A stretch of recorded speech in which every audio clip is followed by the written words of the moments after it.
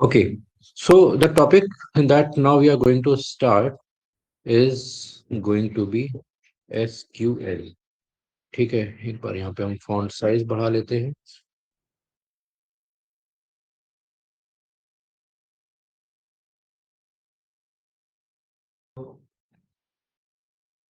करने का चीज खोल रखी है, एक फोन से वो खोल रखी है। ये है नोटपैड। ठीक है, तो एसक्यूएल एसक्यूएल का फुल फॉर्म है स्ट्रक्चर्ड क्वेरी लैंग्वेज। ठीक है, अब बहुत सारे लोग स्ट्रक्चर्ड है, स्ट्रक्चर्ड है सर, स्ट्रक्चर्ड स्ट्रक्चर्ड क्वेरी है स्ट्रक्चर। तो अब जब बहुत सारे लोग एसक्यूएल की बात करते हैं तो एसक्यूएल में क्या होता है, लोग ये कहते हैं कि मैंने एसक्यूएल पढ़ ली। उनसे प्रोग्रामिंग लैंग्वेज पूछो तो वो बोलते हैं कि मैंने एसक्यूएल पढ़ी हुई है। SQL is not a programming language first of all. ठीक है, SQL is just a query language. ठीक है, तो जब आप एसक्यूएल पे काम करते हो तो आप यहाँ पे एसक्यूएल का काम होता है डेटाबेस डेटाबेस इंटरैक्शन। ठीक है, डेटाबेस से जब इंटरैक्शन करते हो करने की जरूरत पड़ती है तब हम एसक्यूएल को यूज करते हैं। ठीक है,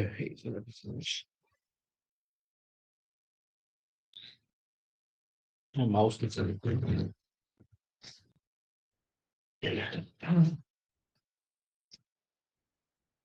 when we interact with the database that time we use this SQL। ठीक है, तो डेटाबेस इंटरेक्शन में क्या होता है? Number one, getting data from tables, right?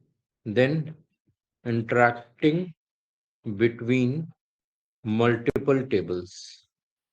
ठीक है, देन फिर इसके बाद होता है हमारे पास समराइजिंग द टेबल्स।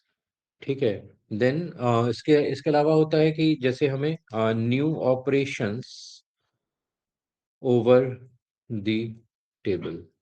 ठीक है, तो ये सारी चीजें हम एसक्यूएल में करते हैं। तो एसक्यूएल का स्कोप लिमिटेड है। एसक्यूएल का स्कोप सिर्फ वहां पे है जहां पे आप डेटा टेबल कहीं बनी हुई है, वहां से आप डेटा को निकाल कर लेके आ रहे हो। इसके अलावा एसक्यूएल का कोई यूज नहीं है। बट इतना होने के बावजूद बीइंग अ डेटा एनालिस्ट या आप डेटा के किसी भी एरिया में काम कर रहे हैं, जब आप काम करते हैं तो एसक्यूएल एक सबसे इंपॉर्टेंट स्किल होती है। Whether you are at junior level और you are at most senior level, SQL की रिक्वायरमेंट हर जगह होती है। ठीक है, और अगर आपने और कोई भी टूल सीख लिया है, वो चाहे पावर बीआई है या पाइथन है या टैबल्यू है या एसएपी है, कुछ भी सीख लिया है, लेकिन अगर आपको एसक्यूएल नहीं आती है तो भी आपके प्रोफाइल का कंसिडरेशन नहीं होता है। तो बेसिकली आपका काम बिना एसक्यूएल के नहीं चलना। एक बार अगर आप एक्सेल को हटा दोगे तो आपका काम चल जाएगा। मतलब ये नहीं कह रहा कि एक्सेल इंपॉर्टेंट नहीं है, एक्सेल भी इंपॉर्टेंट है। एक्सेल ज्यादातर जो छोटे लेवल का डेटा होता है, क्योंकि एक्सेल की लिमिटेशंस हैं। ठीक है, तो जो एक्सेल में जो छोटे लेवल का डेटा होता है वहां पे जो भी यूज करना है तो वहां पे एक्सेल बहुत डिमांड में रहती है। लेकिन जहां डेटा का साइज बढ़ा, फिर एक्सेल इरेलेवेंट हो जाती है, वो किनारे हो जाती है। फिर आपको बाकी टूल्स पे डिपेंडेंट होना है, और बाकी टूल्स पे अगर आपको डिपेंडेंट होना है तो उसमें एसक्यूएल आपको आनी ही चाहिए। चाहे चाहे आपने पावर बीआई किया हो, या आपने टैबल्यू किया हो, या एसएपी का कोई है, या अमेजोन के है, तो उसमें बहुत सारे वर्जन्स होते हैं। अब एसक्यूएल एसक्यूएल कोई प्लेटफॉर्म डिपेंडेंट लैंग्वेज नहीं है। SQL was developed by ANSCI। ठीक है, अमेरिकन नेशनल स्टैंडर्ड इंस्टीट्यूट करके इसका कुछ फुल फॉर्म है। इसने इसको रिलीज किया था, और ये common between all the database platform. ठीक है, ये जितने भी डेटाबेस प्लेटफॉर्म है उसमें 99% सब में ये कॉमन रहती है। इसके जो डायलॉग्स हैं, जो भी क्वेरीज हैं, वो सब कॉमन रहेंगी। वो आप अब आप चाहे ओरेकल यूज करो, या एसक्यूएल सर्वर यूज करो, या कोई भी कुछ भी यूज करो। मार्केट में अगर आप देखोगे तो 15 से 20 तरह के अलग अलग डेटाबेस के प्लेटफॉर्म्स अवेलेबल हैं। ठीक है, लेकिन जो 99% जो एसक्यूएल है वो सब में सेम है। थोड़े बहुत चेंजेस होते हैं, सिंटैक्टिकल चेंजेस होते हैं, बाकी लॉजिकल सारी चीजों में बिल्कुल एग्जैक्टली एसक्यूएल वही काम करती है। So you don't need to think कि आपको ओरेकल सीखना है या एसक्यूएल सर्वर सीखना है या मोंगोडीबी सीखना है या डीबी टू सीखना है या नेटीजा सीखना है, क्योंकि हर कंपनी अपने अपने अलग अलग बनाए हुए हैं। माइक्रोसॉफ्ट ने एसक्यूएल सर्वर बनाया हुआ है, ओरेकल ने अपना सिस्टम बनाया हुआ है, फिर आपका आईबीएम ने नतीजा बनाया हुआ है, डीबी टू भी आईबीएम ने ही बनाया हुआ है। तो इस तरह से हर कंपनी ने अलग अलग अपने सॉफ्टवेयर बनाए हुए हैं। ठीक है, तो आपको ये नहीं सोचना है कि आपको एसक्यूएल पे करो तो आप किस प्लेटफॉर्म पे करो। इसलिए मैंने बोला कि ये प्लेटफॉर्म इंडिपेंडेंट है। ठीक है, SQL is, you can say this is platform independent. ठीक है, तो आप जो भी यहाँ पे सीखोगे वो कॉमन होगा सबके लिए। ठीक है, अब यहाँ पे जब हम इसको सीखने के लिए आते हैं, सो आप चाहो तो अपनी मर्जी का जो सॉफ्टवेयर है वो आप इंस्टॉल कर सकते हो। ठीक है, इट्स नॉट नेसेसरी। एक मिनट,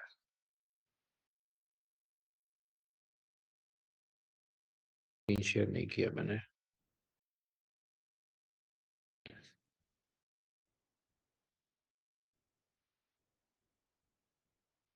तो आप अपनी मर्जी का जो भी सॉफ्टवेयर है वो आप इंस्टॉल कर सकते हो। इसमें ओरेकल का 23i जो अभी चल रहा है वो आप डाउनलोड कर सकते हो। ठीक है, माई स्क्वेल है। माई स्क्वेल भी पहले इंडिपेंडेंट काम करता था, फिर ओरेकल ने उसको परचेज कर लिया, तो माई स्क्वेल भी अब ओरेकल के अंडर में ही काम करता है। तो जहाँ पे जो भी छोटे वेंडर्स होते हैं वहाँ पे माई स्क्वेल को वो लोग प्रेफर कर लेते हैं। जहाँ पे बड़े वेंडर्स होते हैं वो और क्योंकि ओरेकल अपने आप में कॉस्टली सॉफ्टवेयर है, तो वो अगर उनको बड़े इंटीग्रेशन की जरूरत होती तो ओरेकल को प्रेफर कर लेते हैं, बट दोनों अंडर ओरेकल ही काम कर रहे हैं। इसके अलावा आपका एसक्यूएल सर्वर है वो माइक्रोसॉफ्ट के साथ काम करता ही है, तो अगर कोई माइक्रोसॉफ्ट की सर्विसेज लेता है तो उसमें उसको एसक्यूएल सर्वर बहुत डिस्काउंट में मिल जाता है, इसीलिए उसका जो पेस है वो भी बहुत ज़्यादा फैला हुआ है। आईबीएम में नटीजा है, डीबी टू है, साइबेस है। इसके अलावा बहुत मतलब 15 से 20 तरह के जो अगर आप लेटेस्ट में आ जाओगे तो लेटेस्ट सॉफ्टवेयर में आपका मोंगोडीबी भी बहुत काम करता है। ठीक है, और जो डेटा इंजीनियरिंग वगैरह में यूज हो रहा है। इसके बाद फिर एक नो एसक्यूएल करके भी आता है, वो भी इसमें रहता है। तो है, क्वेरी सब में सेम है। सिंटैक्स वगैरह थोड़ा हाँ, चेंज होता है ना। सिंटैक्स भी 99% चेंज है, सेम है, 99% सेम है। सर मोस्टली हाँ, कौन सा प्लेटफॉर्म ज्यादा यूज होता है? ये आप ये नहीं बोल सकते कि कौन सा ज्यादा यूज होता है, क्योंकि कंपनी टू कंपनी वेरी करता है। हाँ, हर कंपनी में अलग है। अब जैसे मैंने 5-6 कंपनीज में जिसमें काम किया है, तो पहले काम करता था जहाँ पे उसमें वो ओरेकल यूज करते थे, तो उसमें उनका वो ओरेकल का इवन जो डेवलपमेंट प्लेटफॉर्म है वो भी ओरेकल ही यूज करते थे। ओरेकल डेवलपर का पूरा प्लेटफॉर्म है वो यूज करते थे। फिर इसके बाद जहाँ पे एक कॉल सेंटर वाली कंपनी में काम करता था वहाँ पे पहले वो नेटीजा यूज करते थे, फिर वो नेटीजा से डीबी टू पे आ गए। फिर जब मैं बैंकिंग में गया तो बैंकिंग में जो पहले पहले क्लाइंट थे वो ओरेकल यूज करते थे। इसके बाद फिर इसमें आया मेरी लास्ट कंपनी में, तो इसमें वो बैकएंड पे एसक्यूएल सर्वर यूज करते थे। तो ये कंपनी टू कंपनी डिपेंड करता है। इसमें आप ये नहीं कह सकते कि कौन सा सॉफ्टवेयर ज्यादा चल रहा है या कौन सा सॉफ्टवेयर कम चल रहा है। इट्स डिपेंडेंट कि आप किस कंपनी में काम करो, किस कंपनी का किसके साथ में कितना टाई अप है। ठीक है, अब जैसे जब मैंने अमेजॉन AWS पे काम करना शुरू किया, तो अमेजॉन AWS में फिर वो अलग अलग चीज़ों पे काम करते थे। जैसे उनकी अमेजॉन की अपनी S3 बकेट होती है, उस पे काम करते थे। वो S3 बकेट पे डेटा लाने के लिए फिर वो स्नोफ्लेक को यूज करते थे, तो स्नोफ्लेक से डेटा आता था। स्नोफ्लेक मोंगोडीबी से इंटरेक्ट करता था, तो एक साथ साइमल्टेनियसली 3-4 चीजें यूज कर रहे थे। और जब वही चीज जो बाहर से डेटा आ रहा है वो पहले वो मोंगोडीबी से स्नोफ्लेक में जा रहा है, स्नोफ्लेक से फिर आप S3 बकेट में जा रहा है। अब S3 बकेट से जब अमेजोन के डेटाबेस में गया तो वो RDS में चला गया। तो वहीं पे 4 प्लेटफॉर्म एक साथ यूज हो रहे थे। तो यू कैन नॉट से कि आप कौन से प्लेटफॉर्म को प्रेफर करोगे। आपको बेसिक्स पता होने चाहिए कि चीजें काम कैसे करती हैं। अगर वो पता है तो आप कहीं भी क्वेरी लगा सकते हो। क्वेरी लगाने का तरीका, इम्प्लीमेंटेशन का तरीका सब सेम है। ठीक है। Now for your practice purpose, अगर आपको लगता है कि आप कुछ भी इंस्टॉल करना नहीं चाहते, तो बहुत सारे लोगों ने बहुत सारी मेहनत करके अलग अलग प्लेटफॉर्म बनाए हैं। आप डायरेक्टली ऑनलाइन बिना कुछ इंस्टॉल किए, जैसे अगर आपका सिस्टम का कॉन्फ़िगरेशन सपोर्ट नहीं करता है, तो बिना कुछ इंस्टॉल किए आप प्रैक्टिस कर सकते हो। ठीक है, आपको सिर्फ टाइप करना है यहाँ पे एसक्यूएल ऑनलाइन कंपाइलर। ठीक है, जैसे यहाँ पे टाइप करोगे, देखो बहुत सारे ऑनलाइन कंपाइलर आपको सामने यहाँ पे दिख जाएंगे। ये बहुत सारे ऑनलाइन कंपाइलर्स हैं। ठीक है, आप इनमें से जो भी आपकी मर्जी का है वो आप चूज कर सकते हो। जैसे आप जैसे जोहो है, जोहो को भी आप इसमें आप अपना पूरा डेटाबेस क्रिएट कर सकते हो जोहो में। ठीक है, फिर इसके बाद जैसे यहाँ पे ये कोड शेफ का है, इस पे भी जा सकते हो। ये वर्डप्रेस है, वर्डप्रेस ने अपना डेटाबेस ऑनलाइन डेवलप किया हुआ है। ये है सीखने के लिए, W3 स्कूल से एक बहुत अच्छी वेबसाइट है, इन्होंने अपना प्लेटफॉर्म डेवलप किया हुआ है। जे डूडल है, एसक्यूएल लाइट है, ये भी आप ले सकते हो। तो बहुत सारे हैं, आप इनमें से कोई भी अपनी मर्जी का उठा सकते हो, चूज कर सकते हो। ठीक है, जैसे यहाँ पे ये कोड शेफ का ये प्लेटफॉर्म है, तो यहाँ पे भी आप अपनी टेबल्स बना सकते हो और प्रैक्टिस कर सकते हो। ठीक है, ये ऑनलाइन है, तो यहाँ पे देखो बहुत सारी टेबल्स यहाँ पे इन्होंने दी हुई हैं, इन टेबल्स को आप यूज कर सकते हो। ठीक है, डायरेक्ट इनको यूज कर सकते हो, आपको अपनी तरफ से टेबल बनाने की भी जरूरत नहीं है। ठीक है, फिर ये W3 स्कूल्स का कंपाइलर है, तो यहाँ पे ट्राई इट योरसेल्फ पे क्लिक करोगे तो यहाँ पे देखो साइड में आपको डेटाबेस बना बनाया मिल रहा है। ठीक है, ये डेटाबेस आपको बना बनाया मिलेगा, आपको अपनी तरफ से इसमें कुछ भी इंस्टॉल करने की जरूरत नहीं, टेबल बनाने की जरूरत नहीं है। फिर आपका यहाँ पे एक एसक्यूएल ऑनलाइन करके आ जाता है, तो इसमें डक डक डीबी इनको इसको यूज करते हैं। तो आप अपनी कन्वीनियंस के हिसाब से जो भी आपको प्लेटफॉर्म पसंद आता है आप उठा लो उसको और यूज कर लो। हम जो यहाँ पे अपनी ट्रेनिंग में यूज करेंगे, मोस्टली मैं 3 प्लेटफॉर्म पे यूज करता, तो टू स्टार्ट विद हम इस W3 स्कूल्स वाले कंपाइलर से स्टार्ट करते हैं पहले दिन। ठीक है, फिर इसके अलावा ओरेकल का जो एक कंपाइलर है, यहाँ पे आप देखोगे ओरेकल लाइव एसक्यूएल। ठीक है, आप ऐसी तरह नहीं है ना, मेरे को डेटा बनाना पड़ेगा, नहीं, ऐसा कुछ नहीं होता ना, बना बनाया मिलेगा उसमें से खुद। हाँ, कंपाइलर दे रहे हैं डेटाबेस हमको हमको तो मिलेगा। तो वही मिलेगा, बनाने की जरूरत नहीं है खुद से कुछ। हाँ, तो यहाँ पे ये ओरेकल का एक दूसरा कंपाइलर होता है। इस कंपाइलर में बहुत सारे डेटाबेस, जैसे W3 स्कूल्स में एक ही डेटाबेस है वो बना के दिया हुआ है, ऐसे ही ओरेकल वाले में यहाँ पे बहुत सारे डेटाबेस इन्होंने ऑलरेडी बना के दे दिए हैं, और हर डेटाबेस में अच्छी खासी टेबल्स हैं। यहाँ पे देखो ये एक एकेडमिक का डेटाबेस है, तो उसमें 8-10 टेबल्स अवेलेबल हैं। ठीक है, इसी तरह से आप इसमें जाओगे तो यहाँ पे ह्यूमन रिसोर्स में भी 6-7 टेबल्स अवेलेबल हैं। ठीक है, ओलंपिक डेटा में जाओगे तो यहाँ पे भी बहुत सारी टेबल्स अवेलेबल है। ठीक है, तो आपको अलग से डेटा कहीं से लाने की या प्रैक्टिस डेटा वेट करने की जरूरत नहीं है, आपको बना बनाया डेटा यहाँ पे मिल जाएगा। ठीक है, तीसरा जो मैं यूज करता हूँ वो है आपका वन कंपाइलर। तो ये वन कंपाइलर एसक्यूएल सर्वर की तरफ से, ये जो माइक्रोसॉफ्ट का प्लेटफॉर्म है वो एसक्यूएल सर्वर की तरफ से काम करता है। यहाँ पे आपको बनी बनाई टेबल्स नहीं मिलेंगी, लेकिन यहाँ पे आप अपनी टेबल्स बना के उनकी प्रैक्टिस कर सकते हो। ठीक है, क्लियर है। तो हम अपनी ट्रेनिंग में यही 2-3 प्लेटफॉर्म्स को यूज करेंगे जिससे आप ज्यादा से ज्यादा फोकस कर पाओ। ठीक है, अब इसमें होता क्या है कि जब आप कहीं पे भी काम करने जाओगे किसी भी कंपनी में, राइट, तो कंपनी में आपको जो डेटा मिलेगा, आपको कभी अपनी तरफ से you do not need to create data, आपको डेटा कभी भी क्रिएट करने की जरूरत नहीं पड़ेगी कंपनीज में। ठीक है, लेकिन हम यहाँ पे अपनी ट्रेनिंग में पढ़ेंगे कि आप डेटा को कैसे क्रिएट कर सकते हो, डेटा को कैसे कनेक्ट कर सकते हो, तो वो सारे एस्पेक्ट हम यहाँ पे पढ़ेंगे। लेकिन या जो आप को ज्यादा प्रैक्टिस की जरूरत पड़ेगी, तो वो कमांड होगा आपका एक सेलेक्ट कमांड, जिसको हम बोलते हैं। ठीक है, 99.999999% टाइम आप सेलेक्ट कमांड ही कंपनी में यूज करने वाले हो। In my own 15 years of career, मैंने कभी भी क्रिएट टेबल कमांड को यूज नहीं किया। यूज यूज नहीं किया मतलब कि ऐसा नहीं है कि कंप्लीटली यूज नहीं हुआ, लेकिन जो मैंने टेबल्स क्रिएट करी वो टेबल्स क्रिएट की हैं जो एग्जिस्टिंग टेबल से एक छोटा सा सिस्टम बना के हमने अलग से क्रिएट की। अपनी तरफ से डेटा एंटर करके मैंने कभी भी टेबल को क्रिएट नहीं किया। हम उसको तो एक टेबल क्रिएट करते हैं जब हाँ हाँ, अब जैसे मान लो हमारे पास बहुत बड़ा डेटा आ गया, ठीक है। अब जैसे मैं बैंकिंग के लिए काम करता हूँ, तो बैंकिंग में ट्रांजैक्शन डेटा पर डे आ रहा है, ठीक है। अब हम पूरी टेबल को अगर हर बार उठा के लाएंगे तो क्या होगा? ज्यादा होगा टेबल का साइज बड़ा बहुत बड़ा है क्योंकि ट्रांजैक्शंस बहुत होते हैं। और जब किसी भी बैंक में 10-15 साल 20 साल के, क्योंकि ऑनलाइन तो 15-20 साल से ही स्टार्ट हुआ है, इसके पहले तो बैंक्स में भी इतना ऑनलाइन नहीं होता था, तो मान लो 20-30 साल का डेटा भी है। और पर डे अगर एक बैंक में मैं लेट्स से बार्कलेज के लिए काम करता था, बार्कलेज 300 साल पुराना बैंक है। ये कौन सा बैंक आ गया सर? बार्कलेज बैंक है, इंटरनेशनल बैंक। इतना यूके का आ गया, यूएस का आ गया? यूके से स्टार्ट हुआ था और one one of top 10 banks में आता है वर्ल्ड के। 300 साल पुराना बैंक है। और जब 2008 में लेमन ब्रदर्स जो यूएस के सबसे बड़े बैंक थे, जब वो बैंकरप्ट हुए थे 2008 में, तो उसका एक बड़ा हिस्सा बार्कलेज ने खरीदा था। उसका एक बड़ा स्टेक बार्कलेज ने लिया था।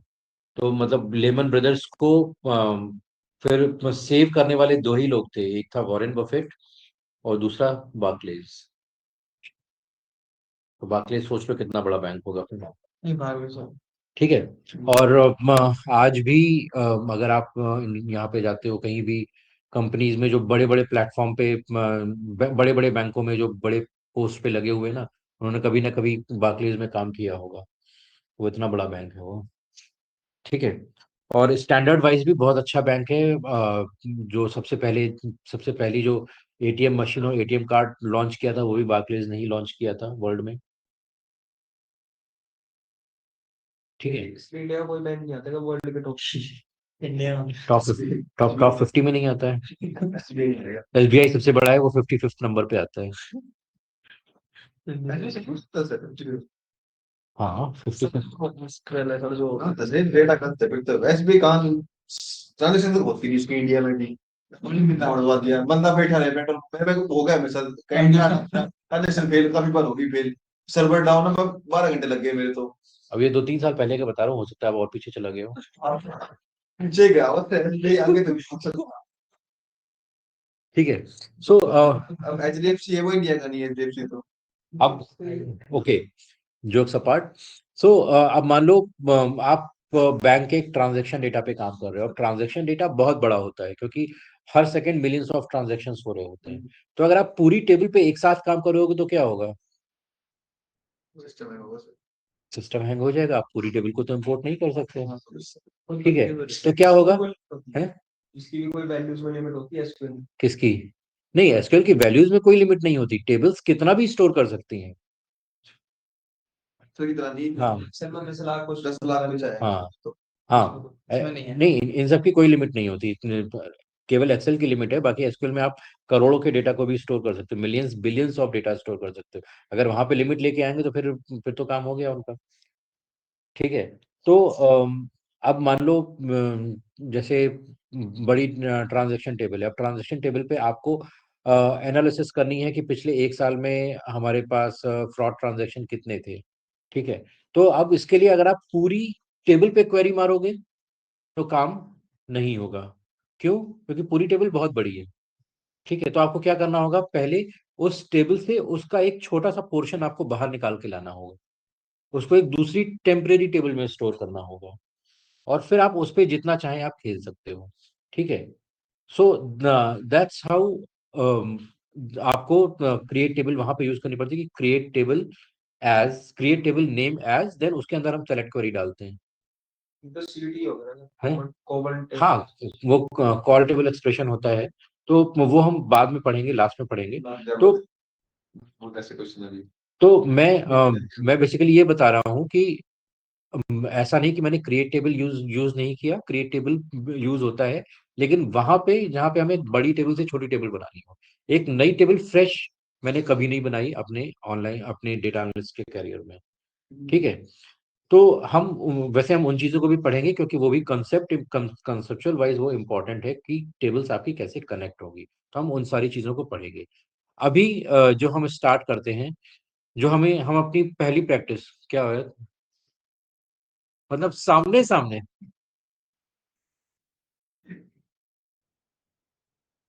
तुम्हारी एक छोटी सी मूवमेंट भी मुझे पता लगती है।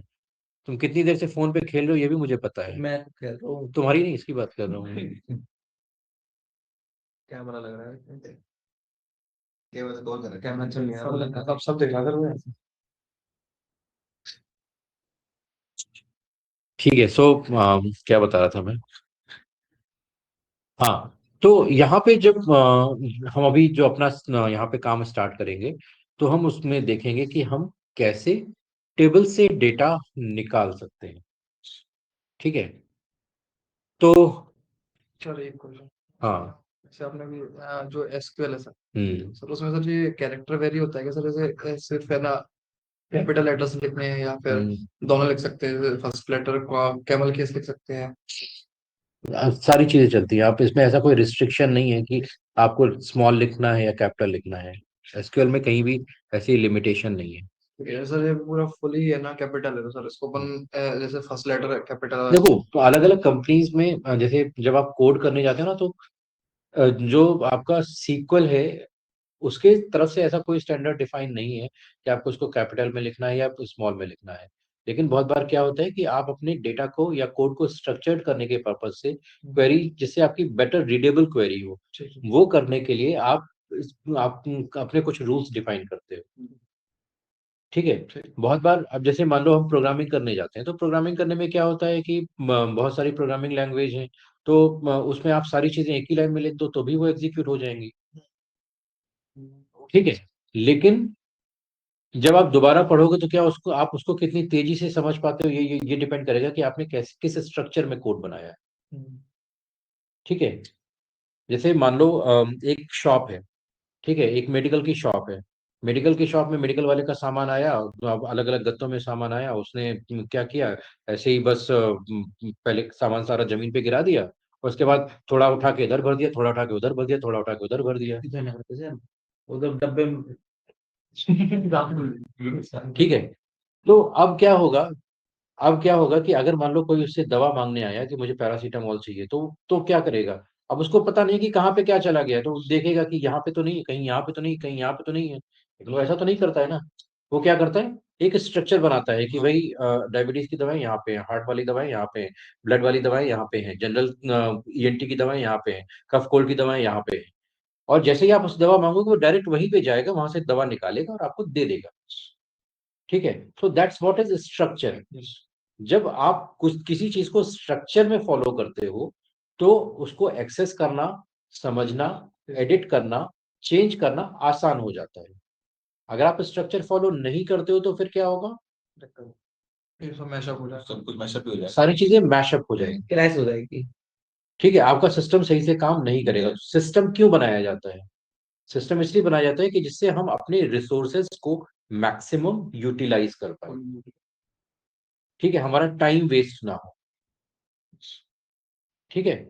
So that's what is the purpose of structuring. Otherwise दुकान वाले को तो किसी ने नहीं बोला कि तुम ऐसे सजा के रखो उसको। लेकिन जब वो सजा के रखेगा तो उसका सिस्टम इंप्रूव होगा। वो सर उनको फ्रिज भी रखना होता है और साफ सफाई भी करनी पड़ती है। सारी चीजें होती हैं बेटा। मेडिकल वालों को फ्रिज भी रखना पड़ता है। वो हर हर तरह की शॉप में होता है, उसकी जैसी रिक्वायरमेंट है वो चीज उसको रखनी होगी। ठीक है। और वो structure time to time change भी करना होता है। ऐसा नहीं कि वो वैसे लगा है तो वैसे ही लगा ही रहेगा। बड़ी सरकार भी कहती है कि जो मेडिकल स्टोर है वहां पर। अब जैसे मान लो ये, मैं आपको एग्जांपल दे रहा हूँ, तुम पर्सनल ले लेते हो। मैं बता रहा अब ये यही एग्जांपल आपके किराना स्टोर पे भी अप्लाई होता है। यही आपका किसी जनरल स्टोर पे जाओ तो वहां पे भी अप्लाई होता है। ठीक है। सुपर मार्केट में भी यही अप्लाई होता है कि कहाँ पे हमें कौन सा सामान रखना है जिससे हमारा ज्यादा से ज्यादा सामान बिके। सुपर मार्केट की भी पूरी एक केस स्टडी है कि सुपर मार्केट में जो सामान रखा जाता है वो किस तरह से अरेंज किया जाता है। उसकी पूरी एक केस स्टडी है कि उसमें जो गेहूं चावल होंगे वो हमेशा सबसे लास्ट में होंगे, जो घर के जो इसेंशियल आइटम्स होंगे वो हमेशा सबसे लास्ट में होते हैं। बच्चों के सामान हमेशा पहले होगी, सबसे आगे, सबसे आगे नीचे नीचे होते हैं, नीचे नीचे होते हैं। हाइजीनिक नहीं, हाँ, एक बिलिंग वाला हो, चॉकलेट वगैरह वहां रखी जाएंगी, जब बिलिंग, जहाँ बिलिंग होती है, चॉकलेट वगैरह हो गया, ऐसा जो कुछ हो गया। जो हैंकर चीफ हैं, मोजे हैं, ये सारे बिल्डिंग के सामने रखी जाती है। बिल्कुल बिलिंग काउंटर के पास में पास में रखे लेके जाते जाएंगे। हैं, ताकि बंदा कुछ ले हाँ। ले। कैंटीन में भी यही होता है। आइसक्रीम, आइसक्रीम हमेशा बिलिंग काउंटर के आस ही पास रखी जाती है। फ्रिज उसमें वो पूरा पूरा हम्म ये सारे इन सब के पीछे भी एक लॉजिक है, स्ट्रक्चर किया जाता है उनको। एक 99 वाला भी तो आया था, सब प्राइस रखते हैं, 99 रखते हैं हर चीज 99 का। स्टोर। 99 स्टोर नहीं, 99 प्राइस रखते हैं हर चीज का। हाँ वही सही है। टैक्स इसके लिए भी पैसा बचाने, वो एक मेंटलिटी बचाने के लिए होता है। हाँ, वो मेंटेलिटी के भाई लिए। टैक्स बचाने का इसमें कोई टैक्स लॉजिक नहीं टैक्स है का भाई। नहीं है सर, ये भाई मतलब एक एक अगर सुपर मार्केट है, वो एक दिन में 10 लाख का बिजनेस कर रही है, तो क्या वो टैक्स नहीं देगी नहीं, क्या? टैक्स तो देगा। टैक्स बचाने का वहां पे वो तुम्हारी मेंटेलिटी के लिए होता है। हाँ 99 में हाँ, 99 99 में यार, यार 100 रुपए से कम में मिल रहा है यार, इतनी हाँ बिल्कुल। हम्म तो वो मेंटेलिटी के लिए होता है। फिर आपका जो शॉपिंग मॉल होता है उसमें कभी खिड़कियां नहीं होती हैं, ये क्यों सर, क्या? देखा है? शॉपिंग मॉल में कभी कभी खिड़कियां नहीं होती, कभी वहां पे घड़ी नहीं लगी होगी, हाँ टाइमिंग का इशू, और टाइमिंग ना बदले। जिससे शॉपिंग करते करते आपको टाइम का पता ना लगे। कैंटीन में तो लग जाती है। हम्म कैंटीन में नहीं, वो तो गवर्नमेंट चीज हुई है, वो तो वो एक अलग चीज वो है। होता है, उनको कोई बैंगन की सैलरी मिलती है उनको, तो उनका तो जो है वो है, जो जो वो थोड़ी है। हाँ, गवर्नमेंट उनका की, डेली डेली की। जो मिलिट्री कैंटीन की बात कर रहे हो ना, हाँ, वो एक अलग ही चीज है, वो वो अलग अलग चीज है, कॉन्सेप्ट है। जो वो गवर्नमेंट उनका तो उनका टारगेट वहां पे प्रॉफिट कमाना नहीं है। कमाना नहीं है। इसीलिए वहां पे जो जो बाहर मैगी 15 रुपए की मिलती है, वहां पे 7 रुपए की मिलती है। हाँ एमआरपी साहब। हाँ, क्यों मिलती है? क्योंकि उनका टारगेट प्रॉफिट कमाना नहीं है। जो सुपर मार्केट है उसमें टारगेट ही है प्रॉफिट प्रॉफिट अर्न करना। खिड़की से समझ नहीं आया सर, मतलब हम्म। कांच वगैरह तो दिखता ही है, सब कांच वगैरह लगे रहते हैं, वो दिखता ही है बाहर, जैसे विशाल वगैरह यहाँ खिड़की वाला तो भी समझ नहीं आया, खिड़की से क्या फर्क पड़ेगा। किसी भी शॉपिंग मॉल में देखना, जनरली खिड़कियां बहुत कम होती हैं, और अगर होती भी हैं तो उनको हाइड करके रखा जाता है। वो हाइट पे रखती होगी। हम्म ऐसा क्यों सर? खिड़की जाके वाला अंदर तो तो सब कम पड़ समझ नहीं जाता आया। है, कोई लॉजिक इसकी। उसके पीछे लॉजिक यही है कि आपको शॉपिंग करते टाइम टाइम का पता ना लगे। अच्छा। मतलब कांच वगैरह लगे रहते हैं, वो सामने दिखता ही रहता है, वो हम्म तो शाम खिड़की से भी इतना दिखेगा, शाम होने वाली है। कार पर अब यहाँ पे जैसे शीशे वीशे अब यहाँ से नहीं पता चलता बाहर धूप निकल रही है या क्या हो रहा है। ऐसा मान लीजिए, लेकिन सुपर मॉल में खिड़की, वो तो ये ग्लासेस तो होते हैं, ग्लासेस तो होता है, दिखता है, खिड़की नहीं होती क्या वो। कितने सुपरमार्केट में ग्लासेस देखे? मैं एक विशाल में जाता हूँ, यहाँ तो लगे हुए हम्म हैं। विशाल में, मॉल वगैरह में से कांच ग्लासेस तो होते हैं।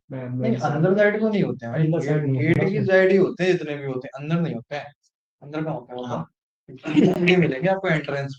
जाके फिर से गौर करना, तुम्हें पता लगेगा कि वो ऐसी जगह पे उनकी सेटिंग पूरी ऐसी होती है कि उसके उसका असर तुम्हारे दिमाग पे नहीं होता है। उनकी सेटिंग ऐसी होती है। ये बात ही फैक्ट है। अब अब जैसे जितने भी जो इसेंशियल होम नीड्स होते हैं वो कहाँ होते हैं? वो हमेशा सबसे लास्ट में छुपे हुए होते हैं, तुम्हें ढूंढना पड़ेगा उनको। क्यों? ढूंढने जाओगे तो कोई और चीज कितने और कुछ मिल जाता है वो। क्योंकि वो ऐसी चीज है, अगर आपको जरूरत है तो आप लोगे ही लोगे, तो यार उसको उस चीज को अवॉइड नहीं कर नहीं कर सकते। सकते हैं। ठीक है, लेकिन बाकी जो लग्जरी आइटम्स वाली चीजें हैं, कॉस्मेटिक्स की चीजें हैं, वो हाँ, वहाँ तक वो सामने रख काम वो उस रास्ते में ही पड़ेंगी। पड़ेंगे। बच्चों की जो पसंदीदा चीजें हैं वो हमेशा नीचे वाले काउंटर्स पे होंगी, जिससे बच्चे खुद उठाएंगे उसको। तो ये सारा साइकोलॉजिकल गेम है। जैसे जितने भी आपके हैप्पी डेंट वगैरह रखे होते हैं वो कहाँ होते हैं? बिलिंग काउंटर के बिलिंग पास। पास। जितने भी माउथ फ्रेशनर्स वगैरह हुए वो कभी अंदर नहीं होंगे। तो इन सबके पीछे एक साइकोलॉजिकल गेम होता है। और ये सेटिंग भी चेंज होती, वो हर महीने से लोग सेटिंग चेंज करते हैं। हर महीने सेटिंग क्यों चेंज करते हैं? जिससे आप बाकी चीजों को भी देखते रहो। ठीक है, let's come back to our topic कि एसक्यूएल में जब हम स्टार्ट करेंगे तो हम कैसे स्टार्ट करेंगे। अब यहाँ पे देखो, हमारे पास ये डेटाबेस है। इस डेटाबेस में हमारे पास customers, categories, employees, order details, orders, ये सारी हमारे पास टेबल्स एग्जिस्ट कर रही हैं। ये गेट योर ओन क्या है सर, ये खुद का बनाने के लिए है? हाँ, अपना भी बना सकते हो। ठीक है। तो यहाँ पे ये आपके पास टेबल्स एग्जिस्ट कर रही हैं। ठीक है, अब हमें यहाँ पे टेबल्स में देखना है कि टेबल्स में कंटेंट क्या है। ठीक है, तो अगर हमें पूरी टेबल देखनी है, पूरी टेबल का मतलब है हमें सारे कॉलम देखने हैं और सारी रोज देखनी है। ठीक है, तो सिंपल हम सेलेक्ट कमांड का यूज करेंगे। Select command is going to be the most favourite command in next 3 weeks of our training. Most favourite command होगा हमारा। ठीक है, क्योंकि हम ज्यादातर यही यूज करने वाला है, ये आपका ही नहीं हमारा भी है। जब हम being a data analyst use करते हैं तो हम भी 99% हम सेलेक्ट ही यूज करते हैं। ठीक है, तो यहाँ पे सेलेक्ट और स्टार, स्टार का मतलब होता है everything. Everything means all columns, everything doesn't mean कि ऑल रोज। ठीक है, स्टार मीन्स ऑल कॉलम्स, और इसके बाद फिर हम टेबल का नाम देंगे, तो फ्रॉम, और हमने यहाँ पे नाम दे दिया कस्टमर्स। ठीक है, और इसको हम यहाँ पे रन कराएंगे। तो डाटा बना वो में कैसे डाटा है? ये देखो ये कैसा डाटा है। तो नहीं, इस डाटा से हमको करना है, तुम्हें क्या करना है, प्रैक्टिस करनी है। कंपनी होती है कौन डाटा बनवाती है? कंपनी डेटा नहीं बनवाती है। ऐसा देती है, डेटा उठा वो डेटा मिल जाएगा। मैं वही तो कहा कि एक्सेल की तरह नहीं हमें बनाना पड़ता है यहाँ पे, ये तो ऑलरेडी बना होगा, मुझे बस कुछ निकालना पड़ेगा इन्फॉर्मेशन। एक्सेल में भी सर बनाना पड़ेगा या मिलेगा बना हुआ? अभी तो सब नहीं, एक्सेल में भी आपको बना हुआ बना हुआ ही मिलेगा ना, आप बनाना कंपनी, तो कहीं भी नहीं, सीखने के लिए बना रहे थे तो। हाँ वो तो रो डाटा आता है हाँ XML रोड तो ये डेटा हमें बनाना, मान लो सर एमएस वगैरह कुछ किसी की इन्फॉर्मेशन कुछ निकालना एमआई है में एमआई में भी बनाते हैं नहीं, कुछ आप रिपोर्ट्स वगैरह बना के आप भेजेंगे। कहीं भी चले जाओगे, एक्सेल में भी आपको डेटा बनाने की जरूरत नहीं पड़ेगी। ज्यादातर आपको वहाँ पे डेटा अलग अलग सोर्स से आएगा एक्सेल में, वहां पे बस आपको उसको समराइज वगैरह करना है, रिपोर्ट रिपोर्ट बनानी, तो एक्सेल में डेटा बनाने की भी जरूरत नहीं पड़ेगी आपको। ठीक है, तो यहाँ पे आप देख रहे हो ये हमें टेबल दिखाई दे रही है। इस टेबल में हमारे पास अलग अलग नाम है, customer ID, customer name, contact name, address, city, postal code. ठीक है, तो ये बहुत सारे लोगों का डेटा यहाँ पे आ गया। ठीक है, अब यहाँ पे अलग अलग कंट्रीज का डेटा है। ठीक है, अब हम चाहते हैं कि जो ये हमारा डेटा जो है, इसमें हमें सारे कंट्रीज का डेटा नहीं देखना है, हमें केवल देखना है कि यहाँ पे यूके वाले कितने हैं। ठीक है, सिर्फ हमें वही देखना है। ठीक है, तो हम यहाँ पे लगाएंगे इसके साथ में एक कंडीशन। ये मैं कमांड सारे कॉपी करता जाता हूँ, मैं ग्रुप में ये सारे जितना भी कोड है मैं आपको भेज दूंगा। ठीक है,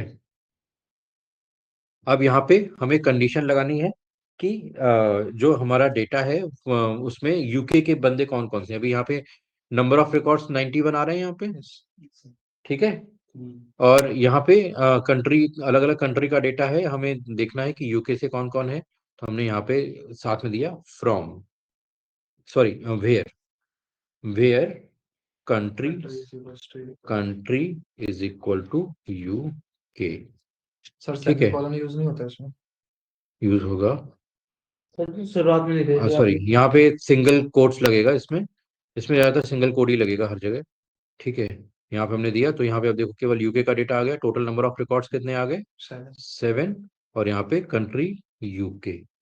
ठीक है, सेमी कोलन वाली जो बात है, कुछ प्लेटफॉर्म्स होते हैं उनमें लगता है, कुछ प्लेटफॉर्म्स में नहीं लगता है। तो कोई आपने शुरुआत में लिखा हैं? है ऐसा, फ्रॉम कस्टमर में लिखा है, फ्रॉम ब्लू कलर में और कस्टमर ब्लैक में, ऐसे क्यों? क्या क्या ये भाई डिफरेंट कैरेक्टर्स हैं। कुछ की है। देखो हर हर प्रोग्रामिंग लैंग्वेज में या किसी भी प्लेटफॉर्म पे अगर आप जाओगे तो वहां पे कुछ प्री डिफाइंड वर्ड्स होते हैं। ठीक है, अब मैं कहूँ कि तुमको केशव ही क्यों बुलाते हैं, माधव क्यों नहीं बुलाते हैं, क्यों? प्यार से बुला सकते हैं। प्यार। नहीं, मैं वैसे भी तो तो नाम तो, है कि सब जब रखा तो हुआ है। हर नाम का एक पर्पस है, हर हर नाम के साथ में एक आइडेंटिटी जुड़ी हुई है। ठीक है, तो यहाँ पे तुम्हारे नाम के साथ में तुम्हारी आइडेंटिटी जुड़ी हुई है, मेरे नाम के साथ में मेरी आइडेंटिटी जुड़ी हुई है। ठीक है, तो अब अगर मेरे अलावा कोई और कुशल आ जाता है तो फिर क्या पूछा जाएगा कि कौन वाला कुशल है, राइट? क्योंकि नाम के साथ में आइडेंटिटी होती है। इसी तरह से यहाँ पे ये जो सेलेक्ट है, फ्रॉम है, वेयर है, ये सब क्या है, ये सिस्टम की तरफ से एक आइडेंटिटी कीवर्ड है, आइडेंटिफायर्स है। जैसे कि ऑर्डर जिनके आईडी होते हैं, प्रोडक्ट आईडी हाँ होते हैं, ऐसी। जिन इनके साथ में कुछ ना कुछ मीनिंग जुड़ी हुई है। ठीक है, अगर आप इनको कहीं भी यूज कर लेते हो तो फिर क्या होगा, आप उस मीनिंग को चेंज कर रहे हो। इसलिए हमेशा इनको पहले से अलग से दिखा दिया गया कि भाई ये कीवर्ड है, इनको छेड़ने की जरूरत नहीं है। ठीक है।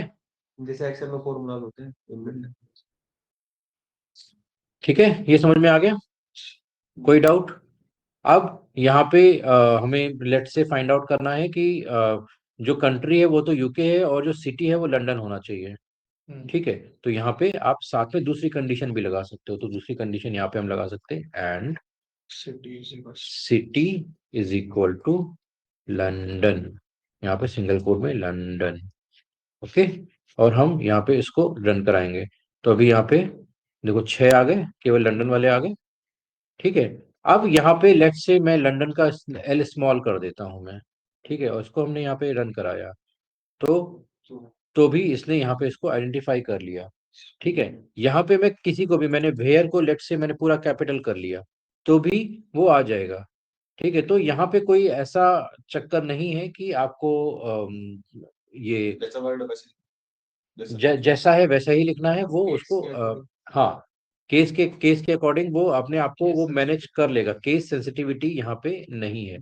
अभी पाइथन वगैरह पढ़ोगे तो उसमें केस सेंसिटिविटी आएगी। तो वो तो सेलेक्ट के पास 4 लगा रखे, वो कॉलम में ना, उसका मतलब कॉलम में क्या? सारे कॉलम लेने हैं। हाँ, अभी उस पे भी आ रहा हूँ।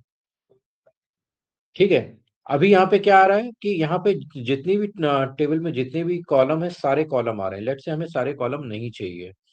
ठीक है, हमें केवल चाहिए कस्टमर नेम चाहिए, एड्रेस चाहिए और कंट्री चाहिए। ठीक है, तो हम क्या करेंगे, अब हम यहाँ पे हम अब जब सारे कॉलम चाहिए तो हम स्टार यूज करेंगे, लेकिन सारे कॉलम नहीं चाहिए तो हम क्या करेंगे, यहाँ पे हमने अब कॉलम नेम देंगे, customer name comma address and country, और फिर यहाँ पे टेबल का नाम फ्रॉम। अब यहाँ पे टेबल का नाम आप यहाँ पे भी दे सकते हो। ठीक है, ऐसा जरूरी नहीं कि आप नेक्स्ट लाइन में ही टेबल का नाम दो, जाके आप यहाँ ऊपर भी दे सकते हो। लेकिन आपका जो कोड है वो स्ट्रक्चर्ड बना रहे, इसलिए आप हमेशा बेस्ट प्रैक्टिसेस को यूज करो, स्ट्रक्चर्ड प्रैक्टिस को यूज करो। ठीक है, क्योंकि अभी यहाँ पे आप दो दो तीन तीन लाइन की क्वेरी लिख रहे हो। जब आगे चलोगे बड़ी क्वेरी लिखोगे तो वहां पे 15-15 20-20 लाइन की क्वेरी भी आ जाती है। कितनी लंबी क्वेरी है? 8-9 तक की मैंने पांच तक मेरे को से पांच तक निकाले मैं दो सौ यार निकाल के पांच एसक्यूएल में पूरे पूरे ऑटोमेशन किए जाते हैं, पता है। कितने पहुंचे बता देना। One of my friend was working, Saurabh नाम, हिज नेम वाज सौरभ, और वो पूरे पूरे ऑटोमेशन एसक्यूएल में करता था। वो 30-30 40-40 लाइन की क्वेरी लिखता था वो। इतने चल याद है बनाने कितना मुश्किल है, इतनी इतनी सारी क्वेरी उसमें से एक भी थोड़ा सा error पता लग जाए ये दे देता है जब भी आएगा तुरंत भी नहीं पता रह क्या। प्रैक्टिस वाली बात है ना, जब जितना प्रैक्टिस करोगे उतना आएगा। Women also. तो बहुत ही लंबी से प्रैक्टिस कर सकते हैं। ठीक है,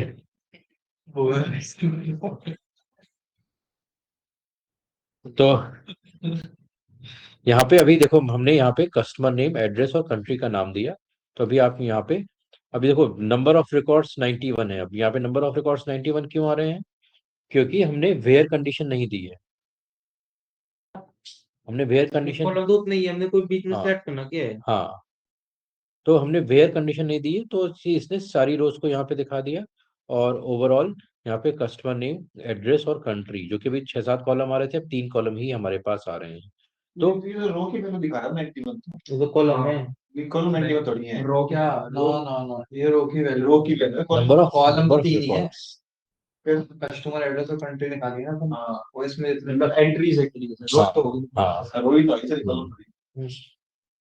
ठीक है, क्लियर है। तो इस तरह से आप अपनी मर्जी की रोज को भी यहाँ पे सेलेक्ट करके लेके आ सकते हो।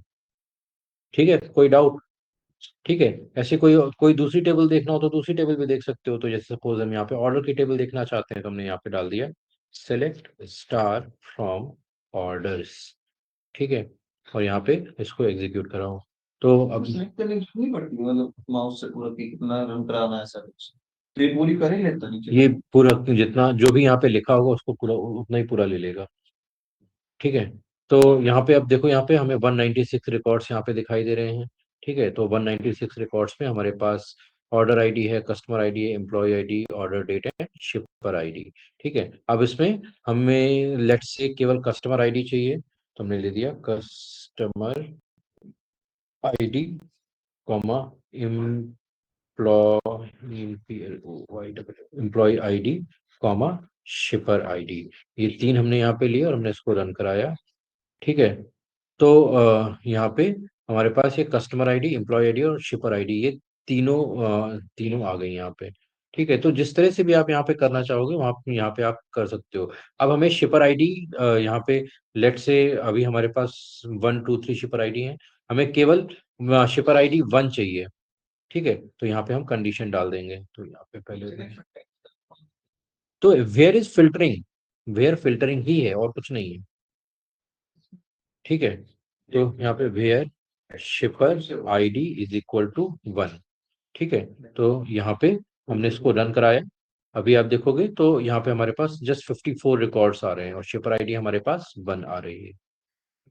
ठीक है, क्लियर है। अब हमें यहाँ पे मल्टीपल शिपर आईडीज चाहिए, तो मल्टीपल शिपर आईडीज हम कैसे लेके आएंगे? ठीक है, तो मल्टीपल शिपर आईडी के लिए हम यहाँ पे मल्टीपल कंडीशन लगा देंगे। तो मल्टीपल शिपर आईडी के लिए मल्टीपल कंडीशन लगाने का मतलब क्या होगा? यहाँ पे या तो हमें 1 का चाहिए या 3 का चाहिए, 2 का चाहिए। ठीक है, तो यहाँ पे हमने लगाया और shipper ID is equal to 3। ठीक है, हाँ, नहीं कर सकता सर, 1 और 3 कॉमा लेके करें। रुक जाओ, पहली क्लास है, अभी आ रहा हूँ। तुम पता है तुम पढ़ चुके हो। नहीं नहीं सर, कर ही सकता हूँ, पूछ रहा हूँ, डाउट आ रहा हूँ आ रहा हूँ आ रहा हूँ, रन किया। ठीक है, तो यहाँ पे अब हमें टोटल 122 रिकॉर्ड्स मिल गए और शिपर आईडी है हमारे पास इतनी सारी। तो ये दोनों देगा, 1 भी और 3। हाँ, 1 और 3 दोनों देगा। अब मान लो ऐसे ही तुम्हारे पास 4 5 शिपर आईडी आ गई। ठीक है, यहाँ पे तो 3 ही शिपर आईडी है, मान लो किसी और डेटा पे काम कर रहे हो, वहाँ पे 4 5 शिपर आईडी है, तो फिर वहाँ पे क्या करना पड़ेगा? फिर आपको यहाँ पे और shipper ID is equal to this, और shipper ID is equal to this. तो इसका एक दूसरा ऑप्शन भी होता है कि आप यहाँ पे क्या कर सकते हो, अगर इस तरह से मल्टीपल है तो आप इन कमांड को यूज कर सकते हो, इन शिपर आईडी इन 1 3। ठीक है, इसको इस तरह से यहाँ पे यूज करोगे, रन करोगे तो भी सेम आउटपुट आएगा। हाँ, शिपर आईडी को P1 और 3 होना चाहिए। तो 1 और 3 शिपर आईडी जहां पे भी होंगी वो सारा डेटा यहाँ पे आ जाएगा। ठीक है, इतना क्लियर है? कोई डाउट तो नहीं है? इजी है, बहुत इजी सबको। मैं यस सर यस से पता नहीं लगता है, इशारों में कंफ्यूज हो। ठीक है, तो इसी तरह से कोई दूसरी दूसरी टेबल आप एक्सप्लोर कर सकते हो। तो यहाँ पे जैसे एक ऑर्डर डिटेल की टेबल है। ठीक है, तो अभी आपका काम है केवल इन टेबल्स को एक्सप्लोर करना। तो select star from order details. ठीक है, और इसको आप रन कराओगे तो ऑर्डर डिटेल में यहाँ पे आप देखो ऑर्डर आईडी मिल गई, और ऑर्डर आईडी है, प्रोडक्ट आईडी है, क्वांटिटी है। ठीक है, तो यहाँ पे आपको अब टोटल आपके पास यहाँ पे 518 रोज है। ठीक है, 518 यहाँ पे भी दिखाई दे रही हैं। ठीक है, तो यहाँ पे भी वही आप जो अपनी मनचाही रो सेलेक्ट करना चाहते हो, कॉलम सेलेक्ट करना चाहते हो, यहाँ पे कर सकते हो कंडीशन लगा के। ठीक है, एक स्टेप आगे बढ़ते हैं इससे। अब इसमें नेक्स्ट क्या आता है? अब मान लो यहाँ पे तुम्हें देखो ऑर्डर आई, यहाँ पे ऑर्डर डिटेल आईडी तो 1 2 3 यहाँ पे अगर आप देखोगे तो ये तो सबके लिए यूनिक है, 518 हमें दिखाई दे रही हैं। ठीक है, अब यहाँ पे ऑर्डर आईडी यहाँ पे एक ये है, ये भी वही है, ये भी वही है, तो ये भी यही है, ये भी यही। अब आपको करना क्या है कि आपको फाइंड आउट करना है कि टोटल ऐसी कितनी ऑर्डर आईडी हैं आपके पास, है ना? सर यूनिक या सिर्फ काउंट? यूनिक। यूनिक। ठीक है, दोनों चीजें फाइंड आउट कर सकते हैं, अभी दोनों दोनों चीजों पे आते हैं। तो पहले हम फाइंड आउट करते हैं कि आपके पास कौन कौन सी ऑर्डर आईडी हैं एक्चुअली। ठीक है, तो अब यहाँ पे हम क्या मतलब क्या करेंगे? फाइंड करना है सर? ये ऑर्डर आईडी देख रहे हो यहाँ पे हाँ, रिपीट हो रही हैं, ठीक है। एक हाँ, हजार ये दो सौ तो अड़तालीस एक मतलब हजार ऐसे दो सौ जो उनचास 248 है वो एक हाँ बार ही आ जाए ऐसा? हाँ, ठीक है। तो हमें यूनिक वैल्यू चाहिए, हम्म ठीक है। तो इसके लिए हम क्या करेंगे, यहाँ पे हम यूज करेंगे डिस्टिंक्ट, डिस्टिंक्ट, और हमने यहाँ पे दिया ऑर्डर आईडी, ठीक है। इसको यहाँ पे रन कराओगे तो देखो 196 ऑर्डर आईडी आपके पास टोटल आ रही है, ठीक है। 196 ऑर्डर आईडीज हैं आपके यहाँ पे। और यहाँ पे अगर ये ऑर्डर टेबल में देखोगे तो यहाँ पे भी देखो 196 एंट्रीज ही दिख रही है तुम्हें,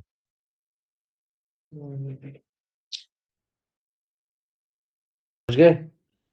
शिपर आईडी है, अकॉर्डिंग शिपर की चीज है। हम्म ऑर्डर डिटेल में देखा था कि 3 शिपर आईडी दिख रही थी, यहाँ पे भी शिपर आईडी देखो 3 ही है। तो मतलब ये डेटाबेस पूरा एक कनेक्टेड डेटाबेस है, ठीक है। क्लियर है। तो इस तरह से आप यूनिक वैल्यूज यहाँ पे फाइंड आउट करके लेके आ सकते हो, ठीक है। तो यहाँ पे नंबर ऑफ रिकॉर्ड्स तो यहाँ पे 196 दिख रहा है, लेकिन आपको अगर क्वेरी के थ्रू ये नंबर लेके आना है कि कितनी कितनी यूनिक वैल्यूज हैं, तो यहाँ पे इसके ऊपर यहाँ पे पहले मैं इसको कॉपी कर देता हूँ, ठीक है। फिर यहाँ पे आप क्या कर सकते हो, इसके ऊपर काउंट लगा दो, काउंट डिस्टिंक्ट ऑर्डर आईडी। तो यहाँ पे रन करोगे तो यहाँ पे भी देखो इसने 196 नंबर यहाँ पे दे दिया, ठीक है। यहाँ पे आप दे सकते हो as number of order ID. तो अभी देखो यहाँ पे केवल एक खाली आ रहा है, ठीक है।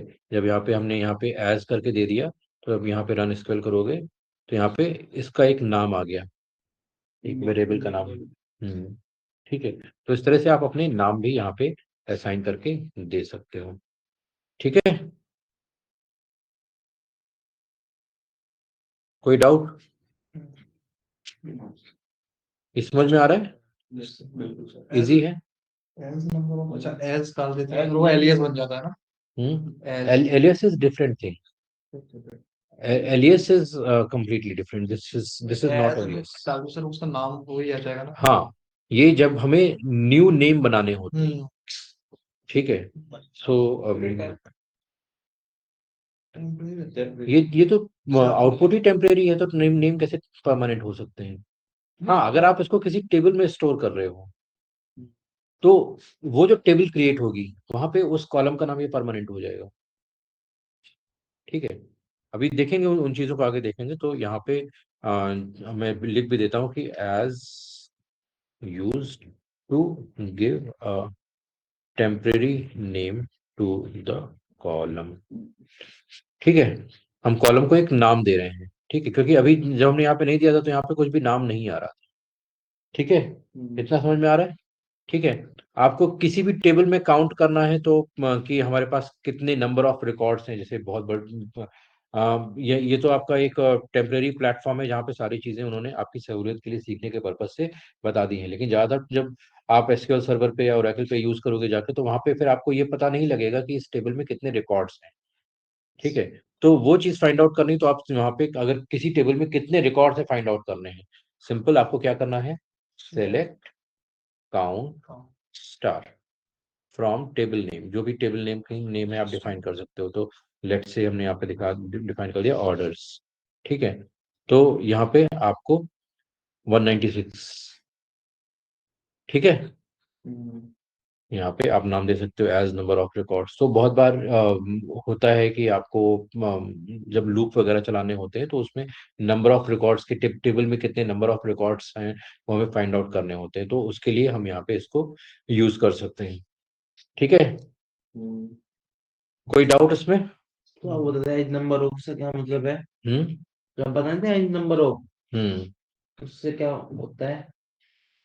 Number of order ID. जब आपने वो लिखा था काउंट, तो क्या हुआ, ऑर्डर ऑर्डर डिटेल्स में as number of, as count of, sorry. हाँ, तो वो तो यहाँ पे भी आप ले सकते हो ना, यहाँ पे ले सकते हो एज काउंट ऑफ रिकॉर्ड्स, ठीक है। मतलब अभी जो यहाँ पे आप वैल्यू देख रहे हो वो एक फ्री वेब वैल्यू है, ठीक है। अभी हम यहाँ पे ये करके हम इस वैल्यू को एक नाम दे रहे हैं हम यहाँ पे, ठीक है, और कुछ नहीं कर रहे हैं हम यहाँ पे, बस उसको एक नाम दे रहे हैं। नाम बदल दिया। हाँ, ठीक है। तो वो एक बस नाम आ गया। इस नाम को आप अगर मान लो कहीं आपको जरूरत पड़ती है तो आप इस नाम को आगे यूज कर सकते हो, ठीक है, क्लियर है, कोई डाउट? ठीक है, अब इसके बाद आते हैं हमारे पास तो ये हमारे एक बेसिक हो गया कि आप टेबल्स को कैसे एक्सेस करोगे या नंबर ऑफ रिकॉर्ड्स वगैरह को कैसे फाइंड आउट करोगे, वो हमारे पास आ गया।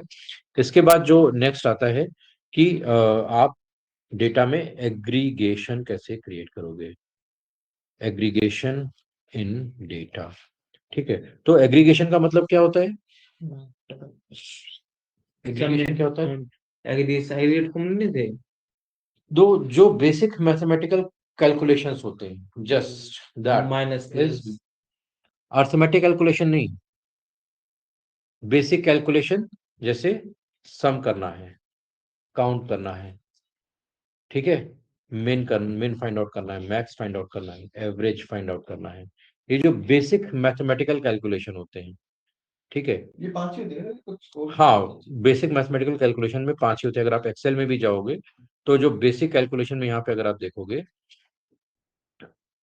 इनके फिर आगे सब फास्ट। तो इसमें यहाँ पे आप देखोगे ये जो बेसिक दिया हुआ है तो इसमें यही 5 दिए हुए हैं।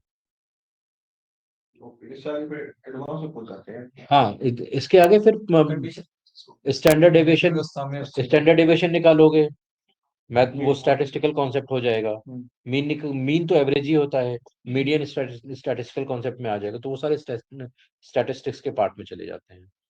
ठीक है, तो यहाँ पे अगर आप मोर फंक्शंस में जाओगे तो यहाँ पे भी अगर आप देखोगे तो यहाँ पे अलग अलग है, तो उसमें ऑल में है, यहाँ पे इसके बाद स्टैटिस्टिकल में आ जाते हैं, तो यहाँ पे देखो एवरेज भी वैसे स्टैटिस्टिकल ही होता है। ठीक है, एवरेज इफ है, एवरेज इफ्स है, और फिर यहाँ पे काई स्क्वायर है, बाइनोमियल इक्वेशंस के हैं, काउंट के हैं, तो ये सारी चीजें इसी पार्ट में आ जाती हैं। यही जो इट्स वगैरह काउंट जो अभी तक तुमने पढ़े हुए डेटा एनालिसिस में मेनली वही यूज होते हैं। ठीक है, जब आप स्पेसिफिकली स्टैटिस्टिकल कॉन्सेप्ट में जाओगे तब वहां पे और आगे के कॉन्सेप्ट आते हैं। डेटा साइंस साइड में हाँ। फिर दूसरे वो पागल ठीक है, तो इतना समझ में आ गया। यस। तो आज के लिए हम इतना ही रखते हैं। ठीक है, for a basic introduction of this SQL. ठीक है, तो पहले for the first class your task is to get your hands dirty with all these basic formulas. ठीक है, अलग अलग इसमें टेबल्स उठाओ, टेबल्स में कॉम्बिनेशन बना के देखो कि कैसे हम कॉलम सेलेक्ट कर रहे हैं, कैसे रो सेलेक्ट कर रहे हैं, कैसे कंडीशन लगा रहे हैं। अभी कंडीशन में भी और बहुत सारे टाइप आएंगे कि कंडीशंस को हम अलग अलग तरीकों से कैसे लगाएंगे, तो उन सारी चीजों को फिर हम आगे डिस्कस करना स्टार्ट करेंगे। ठीक है, ठीक है, सर क्लियर है। And class from tomorrow will be from 11 AM 11 AM। हाँ, 11 to 1